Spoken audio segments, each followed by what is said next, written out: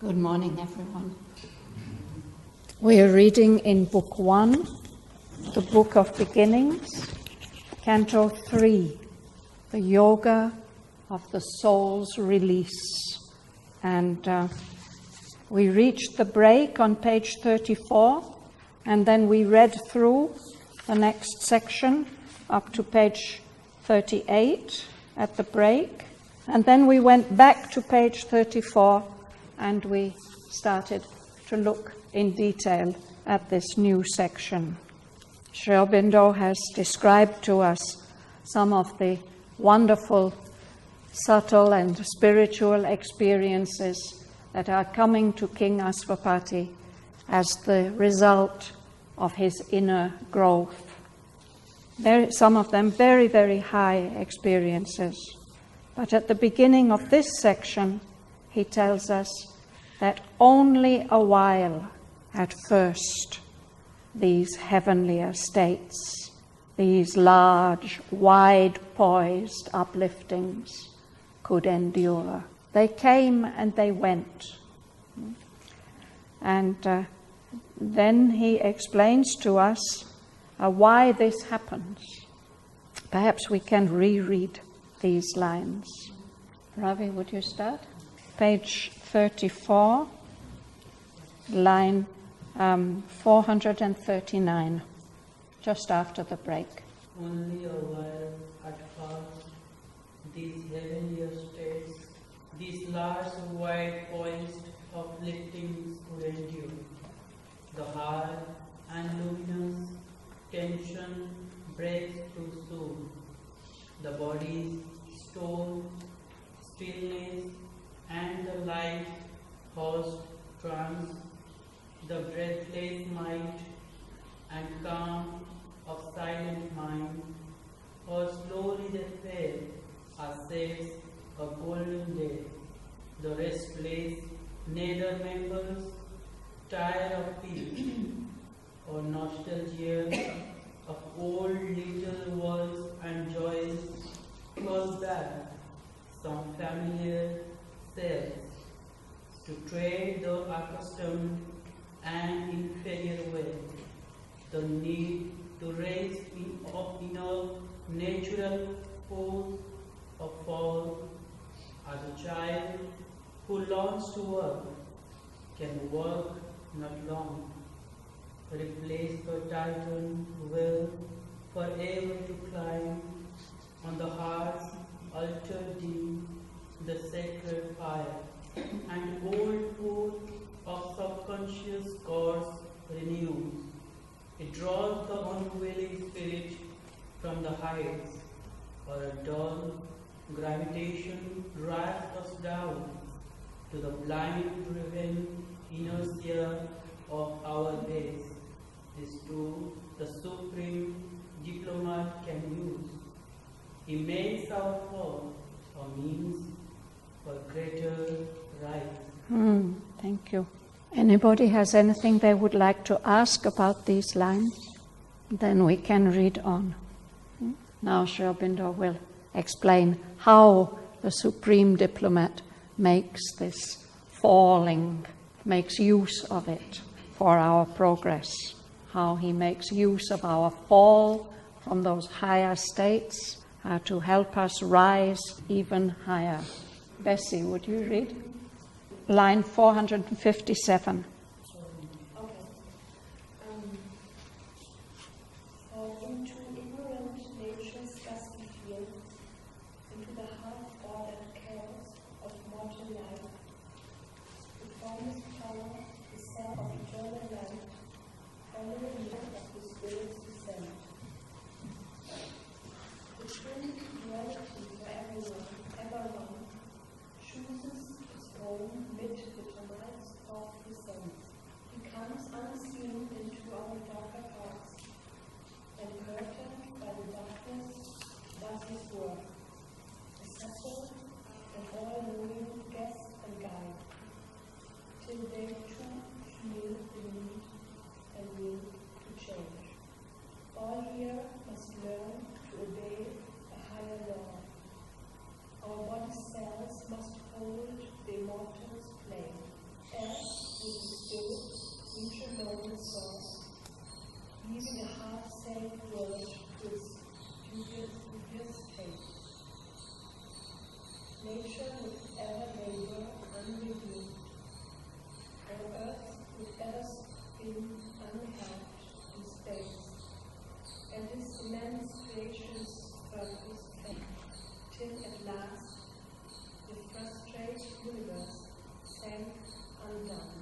Thank you.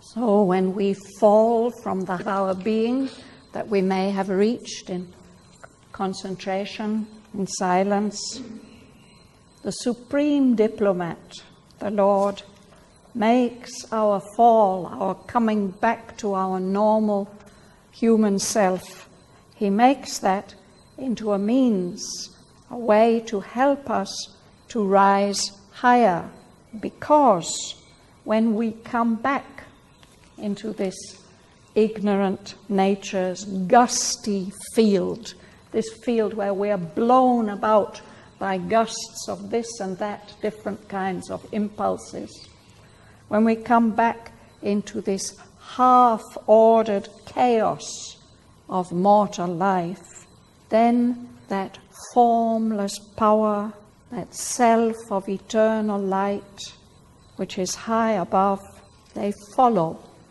They come down with us. They follow as our spirit descends from the heights back to our natural level. They follow the twin duality, the consciousness and the power, the self and the power. They are forever one, forever connected. That twin duality chooses to live here in the tumults of the sense, here in this world where we are dominated by sense impressions of all kinds, disturbing and stirring us up. Amid that stormy field of sense impressions, he, the supreme diplomat, comes. He comes unseen into our darker parts, the lower parts that are not so conscious, and curtained by the darkness, does his work. From there, he's working on us as a subtle and all-knowing guest living within us and guiding us from within without us even noticing it. He goes on doing that till they too, the darker parts, feel the need and the will to change. They will only change when they feel the need to change and the will to change. Otherwise, they will just cling on to their gusty nature. And this is necessary because everything here must learn to obey a higher law. This is the evolutionary process. A part of us reaches a higher level, may even get established firmly there, but then it has to turn back to the lower levels and lift them up. This is what happens at every step and stage of the evolutionary process. So even the cells of our body must learn to obey that higher law. They must learn to contain within them the flame of an immortal being. That will make the transformation of all the other parts much easier. If the body's cells, if the most material, physical part of us feels the need and will to change, and if it becomes able to hold the immortal's flame, that will be a great step forward. If that didn't happen, otherwise the spirit alone would reach its source, leaving a half-saved world to its dubious fate. Many highly developed beings, great souls, they have done this. They've reached their source and they've merged into their source and they've left this world very much as it was, without change. So Sri Aurobindo says that's a pity, that those who have this great capacity, these possibilities, these realizations, if they would concentrate on this, on helping everything here to learn to obey a higher law, then there would be a possibility for the world to change. Otherwise, this half-saved world will just go on much as it is, to its dubious fate, its doubtful fate. We can't see what would happen. Nature would go on laboring and striving, unsaved, unredeemed. And our earth will just go on spinning, unhelped in space. And the purpose of this immense creation, this material universe, will fail, or would fail, no? Until then, of course, if the purpose fails and if there's no possibility of change, then the frustrate universe will just sink, dissolve, undone, unmade. Yes. Among all the three principles that we have, the mind, vital, and body, I think mind is the one which cooperates first to be changed. I think Aurobindo tells us that there's two influences helping us to change. One is this pressure from above, and one is the response of the inner being in us, the subtle parts, inner life body, what we call the subliminal, which has a contact with the subtle worlds where things are not so weighed down by matter. So there's this double pressure from above and from below. And depending on the person, different parts of our being may respond. No? But the advantage of the mind, if that gets in contact with this double movement, with its all vaster inner self, is that there's this possibility of conscious collaboration. And that's what's there in King Asvapati. But you can see from what he writes that this possibility of the rising up of the spirit, the awakening of the soul, these are really the parts that lead the being. Then the external mind follows, or it transforms? Yeah, the heart gets touched. Something in the body may get touched. If the body starts to respond, then this heaviness of inertia can be diminished. And yeah, the inner mind can perhaps come forward and refine our usual, ordinary, Mother says, our dull, usual, ordinary way of being, for which we are so attached to, so used to. Is this awakening of the mind, is that equivalent to breaking of the veil? Sri Aurobindo mentions this essential mark or progress in the southern. Yes. I think there can be a mental awakening before that real breaking of the veil, in which the barrier, this heavy curtain of the flesh gets lifted, and there's a conscious communion between the subtler parts and the outer parts. And if I have understood correctly, he says this comes about by a growth of the inner being under these two influences, the influence from above and the influence from deep within. And if once something central in our being feels that, oh yes, this is the only thing worth living for, then that movement, which Sri Aurobindo calls the movement of consecration, happens. And that seems to be a very crucial moment, when there's a central part of the being which says only this is important.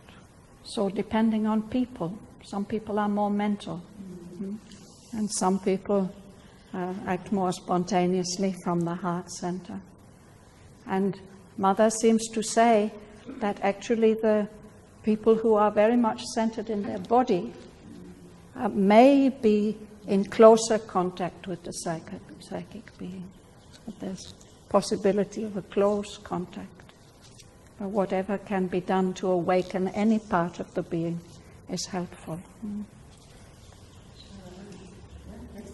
Can you speak a little louder? Yeah. When you say it's a pressure from above and it's response from the subliminal. I think this is how Aurobindo has spoken about it.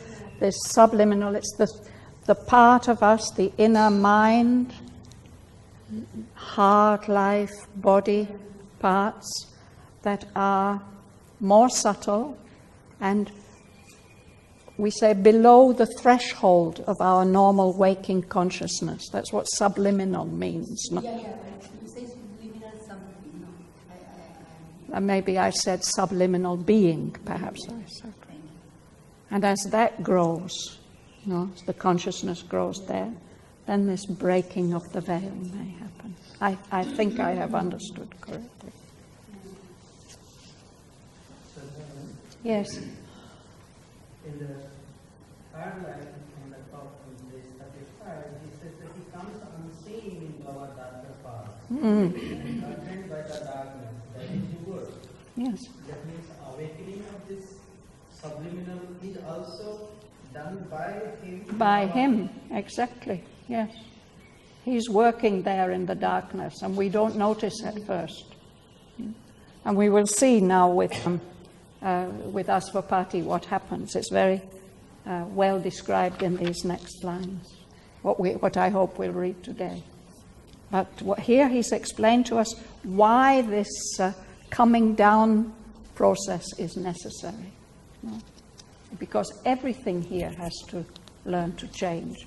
Just having wonderful experiences up on our higher levels of consciousness and not having any connection with the lower being, that's not quite good enough to fulfill the purpose of this immense creation. Would you read? Even his godlike strength in Christ was found, his greater consciousness withdrew behind, being and eclipsed his human outside strove. Feel again the old sublimities, bring the high, steady touch, the ethereal flame, call back to his dire need the divine force. Always the power poured back into sudden rain, like sudden rain, or slowly in his breast a presence grew. It clambered back to some remembered height, or soared above the peak from which it fell. Each time he rose, there was a larger voice, dwelling on a higher spirit plane. The light remained in him a longer space. In this oscillation between earth and heaven, in this ineffable communion's climb, there grew in him as grow a waxing moon, the glory of the integral of his soul. Thank you. So Asvapati is a very highly developed being. Aurobindo speaks of his godlike strength. But even in him, this process had to happen. No? Even his godlike strength to rise must fall. And so his greater consciousness withdrew behind. He's no longer aware of it. And his human outside feels dim and eclipsed, like when a shadow falls across the sun or the moon. And then there's an effort on the part of the human outside. There's an effort of aspiration. His human outside strove, it made an effort to feel again those old sublimities that he has experienced. It wants to bring back into itself that high, saving touch, that ethereal flame, that flame from the very highest levels of substance. It tries to call back. It has a sense of dire need, and it wants to call back to it the divine force. And in response to that aspiration and effort, always the power poured back like sudden rain, or it might be that slowly in his breast a presence grew like a sun dawning. His consciousness, his human outside, can clamber back, means climbing with difficulty, clambering back to some remembered height. Or like a bird, it can fly up, soar up high above that summit it had reached, from which it had fallen. Each time he rose, there was a larger poise. A poise is when you are balanced in a position that you can keep, can maintain for some time. He's able to dwell, to remain on a higher spirit plane, the light of divine consciousness remained in him for a longer time. So this rising and falling is an oscillation. Usually we think of an oscillation of a pendulum swinging from one side to the other, but this is an oscillation between earth and heaven, up and down, up and down. So this up and down movement, this oscillation between earth and heaven, he says it's like an ineffable communion's climb. There's a gradual climbing of a communion, a communication between earth and heaven, which can't be put into words. It's something so wonderful. Through this process, there grew in him, as grows a waxing moon, the glory of the integer of his soul. So it's as if the soul starts out as a tiny little thin crescent, and through this oscillation, this up and down, it grows more and more and more until it's completely full, the glorious full moon of his soul. An integer is a whole, something complete. Sorry? Waxing moon? Yes, we say that the moon waxes and wanes. It grows bigger and then it becomes smaller. So the waxing moon is the growing moon. And the waning moon is when it's... we see less and less of it every day. So to wax means to grow. So as a result of that growth of the integer of the soul, certain things happen. Will you read, Lorraine? A union of the real with the unique, a gaze of the alone from every face, the presence of the eternal in the hours, widening the mortal mind's look on things, bridging the gap between man's force and fate, made whole the fragment beings we are here. At last was won a firm spiritual poise, a constant lodging in the eternal's realm, a safety in the silence and array, a settlement in the immutable. His heights of being lived in the still self.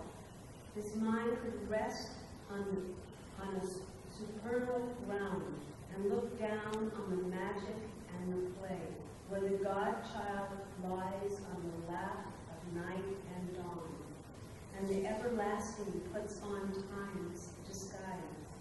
To the still heights and to the troubled depths, his equal spirit gave its vast ascent.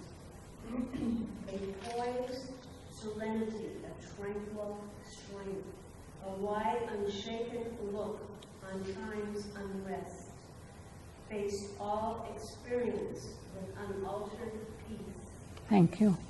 So there's this growing towards the wholeness of the soul, the integer, the full development of the soul. And there's this ineffable communion, this communication between the higher and the lower. So he experiences a union of the real with a capital R, a supreme reality, with the unique. I think this means the uniqueness of every individual soul. He sees the connection between the two, this union between the real and the real expressed in his many, many unique forms. He experiences a gaze of the alone, of the one without a second, the soul. He sees that one gazing through every face, not only human faces, animal faces, flower faces, all the faces in the creation. And he experiences the presence of the eternal, the transcendent who is beyond time, the state beyond time. He can experience that presence of the eternal in the hours, in the passage of human time. So these experiences have the effect of widening our mortal mind that is dependent on a physical brain and sees things only through the veil of the ignorance. This mortal mind's half look on things gets widened, and the gap between man's force, our human capacities and strength, and fate, the determinisms of the universe, perhaps we can say, the things that are fixed, that we can't control or alter. These together made whole, completed, the fragment being which we human beings, we are here. We are fragment beings. We're just little bits of the whole. And we are fragmented in ourselves. We have many, many different fragments. So through these experiences in Asvapati, all this gets made whole, complete and harmonized, so that at last he's able to maintain a firm spiritual poise. This oscillation, this up and down, is no longer needed. He's able, in his central consciousness, to remain constantly lodged in the eternal's realm. He's able to feel secure in the silence and the ray of higher consciousness. He won't have to drop back down again. He feels a settlement in the immutable, that which does not change, the permanence. It seems that this state of permanence is perhaps one of the aims of the Buddha, that which doesn't change, that which is constantly viable, perfect, permanent, the immutable. So the higher parts of his being, they live high up in the silent self. His mind could rest on that higher ground and look down to the manifestation, which Sri Aurobindo describes so beautifully. The manifestation, if you see it from above, the magic and the play, where the God-child lies on the lap of night and dawn. Night and dawn, the twin goddesses who give birth to the divine child, the dualities we can say, that nourish the growth of the divine evolving in the universe. This magic and play where the everlasting puts on time's disguises himself in the form of the moments and all the happenings of the moments, and all of us who live in time disguises us beautifully as all these many beings. So Aswapati is able, now his spirit has become equal, firmly poised, settled in the immutable. He is able to give his vast assent, to say yes, not only to those silent heights, but also to the troubled depths here, and say yes, it has a meaning, it has a purpose. So he reaches this wonderful state of poised serenity, of tranquil strength, a wide, unshaken look on time's unrest, faced all experience with unaltered peace. What is the meaning of unaltered? It doesn't change. The peace doesn't change.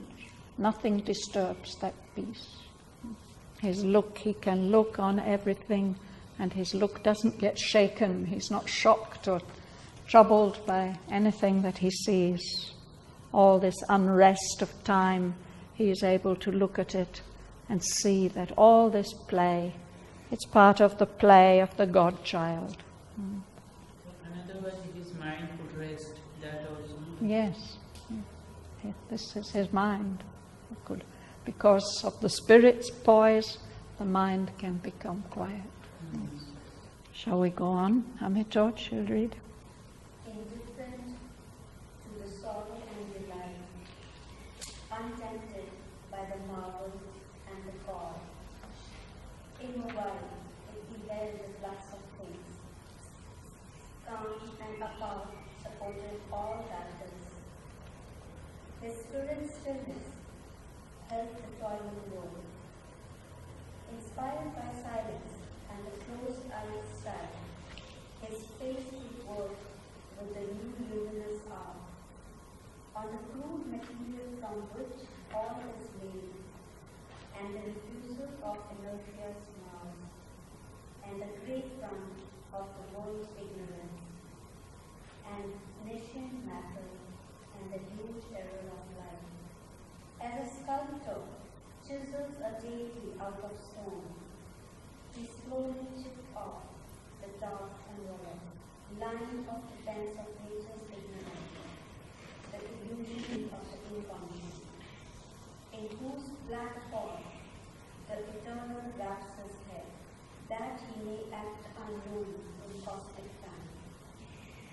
A splendor of self-creation from the peaks, a transfiguration in the mystic depths, a happier cosmic working would begin, and fashion the world shape in him anew.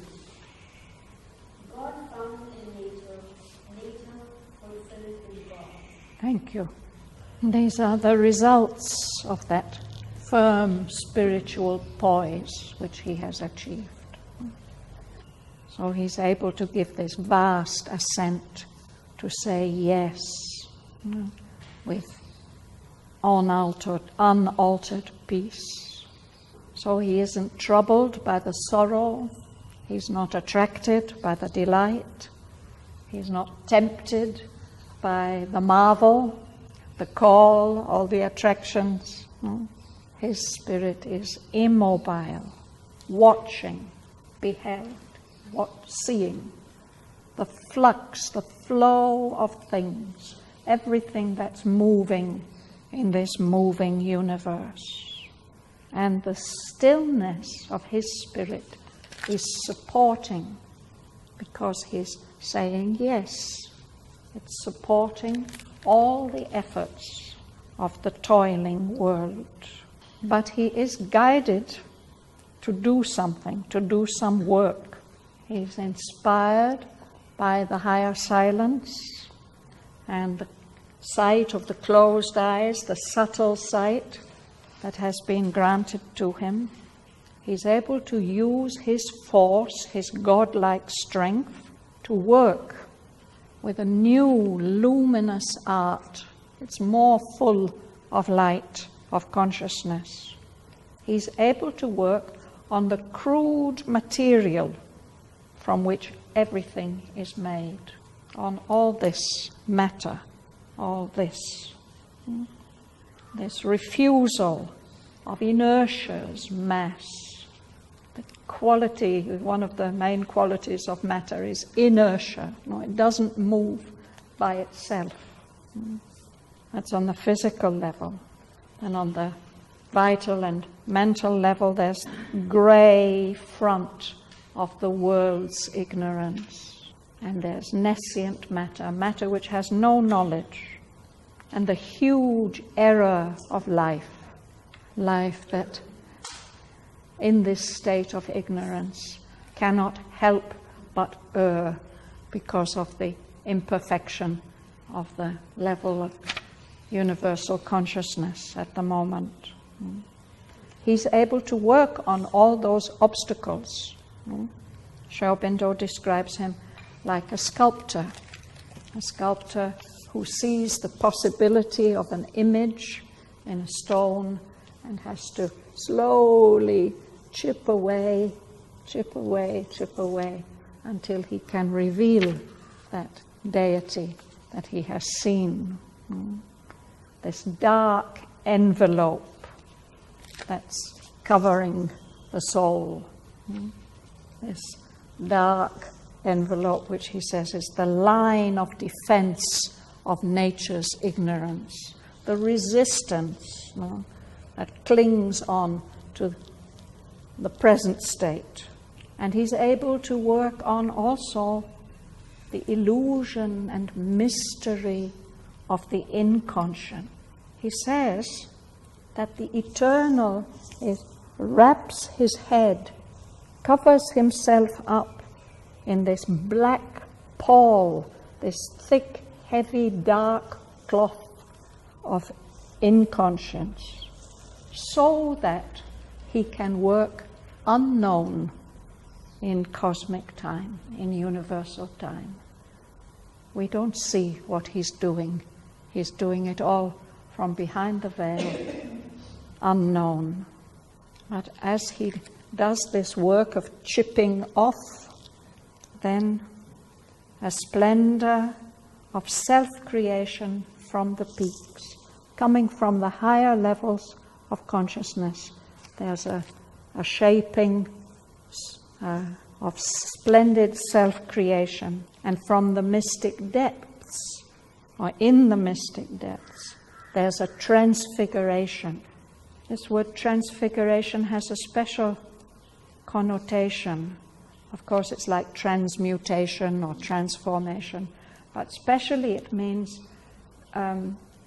giving to things their divine shape, their true divine shape. So in this way, a happier cosmic working, universal working could begin, and it could fashion, it could shape the world shape in him, in Asvapati, anew. It means that this figure of a human being is getting changed in all its aspects. The result is to be God found, discovered in nature, and nature fulfilled in God. He's doing this, I think, in his individual self. This is the work of the spiritualized individual, to act on cosmic nature through himself as a representative. Shall we go on, Sudanya? Already in him was seen that trust of all, like made its own in the high drops of self. His soul, mind, has become the seal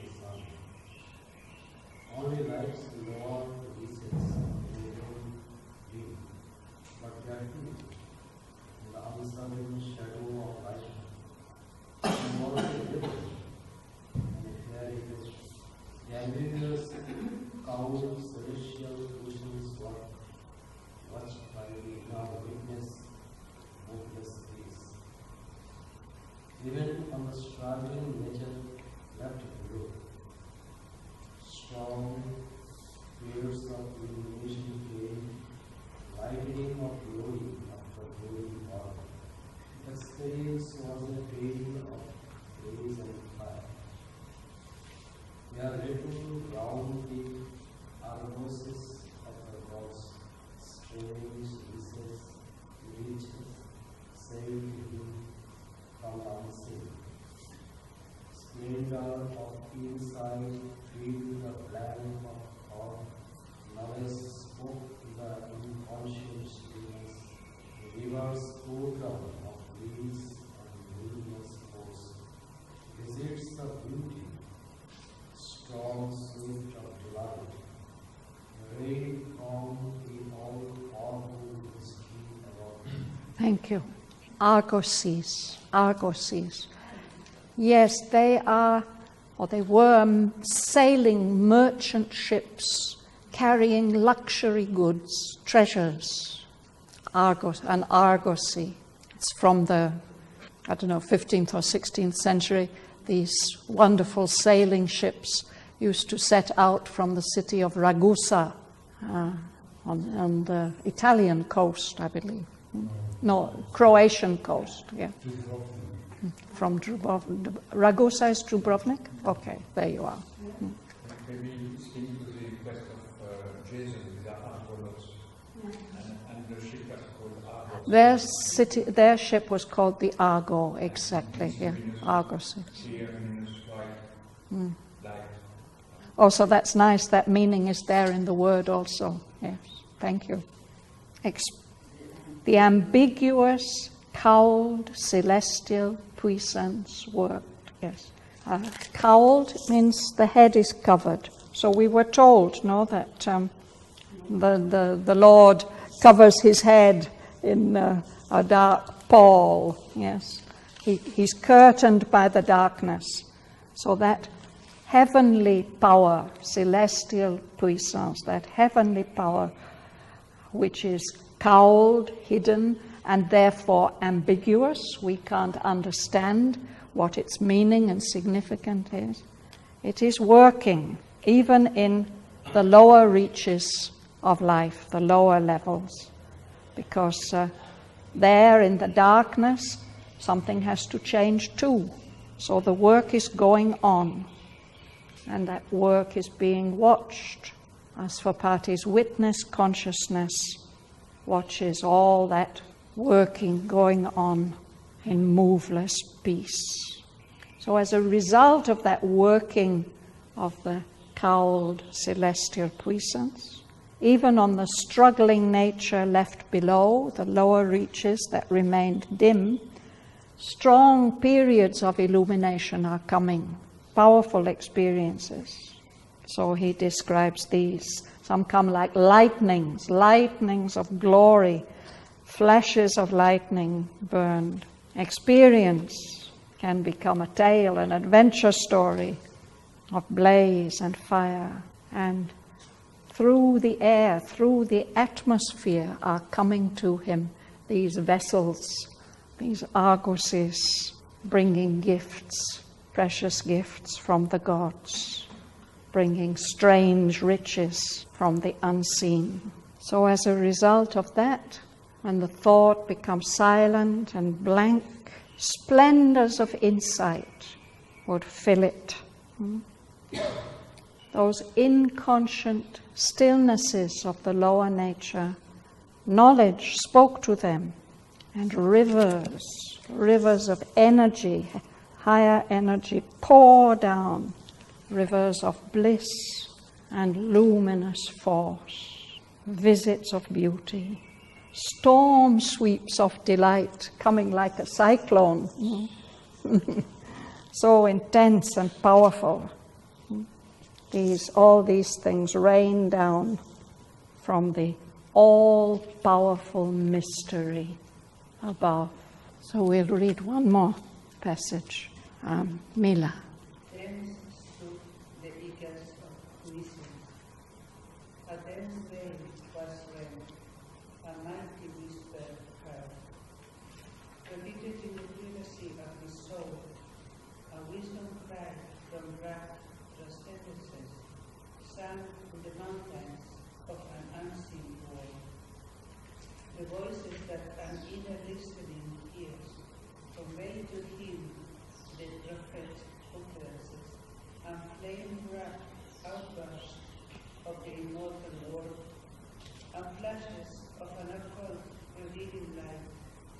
approach him from the uninspired knowledge sat enthroned within, whose seconds illumined more than reason's ears. An eclipse of revealing luster fell, as if a pointing accent upon truth, and like a sky thread showing all the ground, a swift, intuitive discernment shone. One glance could separate the true and false, or raise its rapid crossfire in the dark, to check the claimants crowded through mind's gaze, covered by the cold signatures of the gods, detect the magic ride in her disguise, or scan the apparent face of thought and life. Thank you. So all these wonderful experiences have been raining down from the all-powerful mystery above, and also from there, thence, it means from there, stooped the eagles of omniscience. Powerful birds coming down. I've mentioned this word stoop before because it comes quite often in the poem, but just recently I learned that this is actually the official word for what a bird of prey does when it sees from the sky, it sees its prey, it closes its wings and heads straight down at a great speed, a tremendous speed. There's one, the peregrine falcon, they think that maybe it's the fastest moving animal in the world. It reaches 200 miles an hour as it stoops. So it's something like that, something extremely powerful, beautiful golden eagles coming down, and that coming down of the omniscience, it rends, it tears apart a dense veil. That is the veil, perhaps, that you were speaking about. So the veil is rent and he hears a whisper, but it's a very, very powerful whisper. These are eagles of all knowledge, omniscience. So that mighty whisper gets repeated in the privacy of his soul, and it takes the form of a wisdom cry from rapt transcendences, states beyond the manifestation, trance-like states, sank on the mountains of an unseen world. He hears that cry bringing knowledge. And there are the voices that an inner listening hears, that the subtle ear hears, conveyed to him their prophet utterances, telling how things really are and about the future also.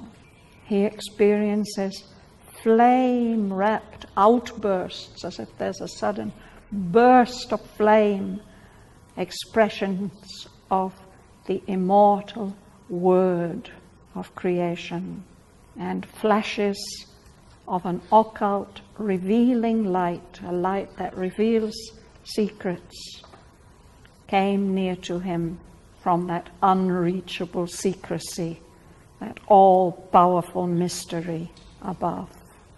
And within him, he experiences an inspired knowledge sitting enthroned within himself, who seconds can give flashes, short flashes of illumination that show much more than years and years and years of reasoning.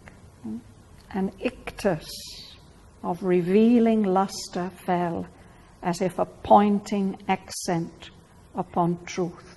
Can you say anything about this word ictus, Claude? No. Could you tell us what the word omniscience, all knowledge. Science is knowledge. And so we have omniscience. There's omnipotence, all power. Omnipresence, present everywhere. Please read what it says about ictus. A Latin derivative meaning a blow, a strike, or thrust. In poetic usage, it indicates the pulse or stress of a person's rhythm or meter. Sri Aurobindo may here be carrying over the sense of the Latin phrase ictus solis, meaning the stroke of the sun. Sunstroke. Naturally and suddenly used. Yes. So I think there's a double suggestion.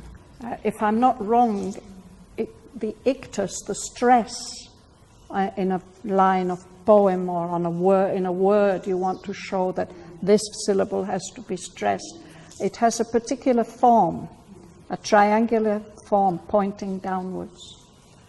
And that's perhaps reflecting this ray of sunlight. So it's light and pressure, a revealing ictus.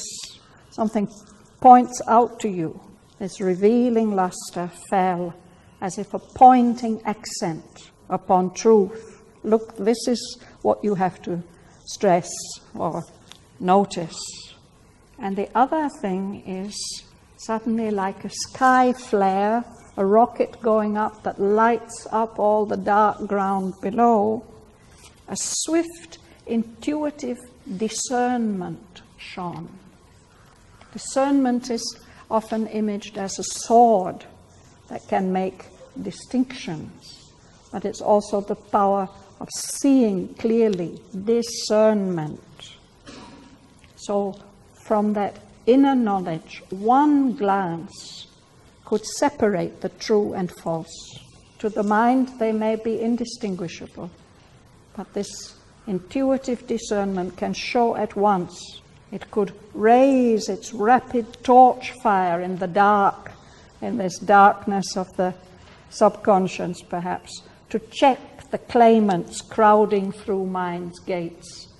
It's this image again of mind as a marketplace or a factory. You know, there's all kinds of things pressing to get in. What are you going to allow in? If there's that discernment, you can check all those people who are claiming the right to enter, those thoughts, ideas. They've even got false passports, which he speaks about elsewhere.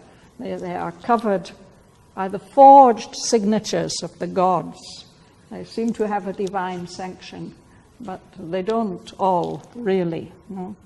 And just as in a fairy tale, the discernment gives the power to detect the magic bride in her disguise, even if she looks like a poor beggar girl. We can see that, oh, this is the one, and can scan the apparent face of thought and life. See what is the real significance of what is going on. This faculty of discernment is extremely important. The bride is...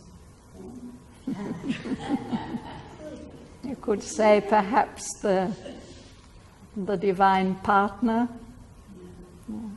But with this line, I think about the fairy tale. You know, the princess comes, but there she is. She's in rags, and